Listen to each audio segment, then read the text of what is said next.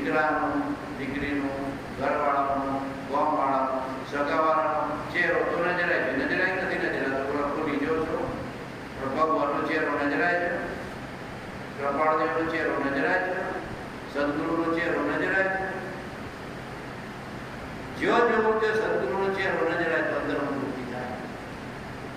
એના જેવું જ આપણું સ્વરૂપ છે.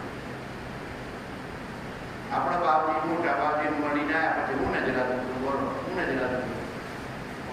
ઝાડ મોન, પવન મોન, પવન મોન, માણસ મોન, છોડ મોન, કાકડા મોન, વડદિયા મોન, બધા કોણ દેખાતું છે? કોનું નજર આવતું છે?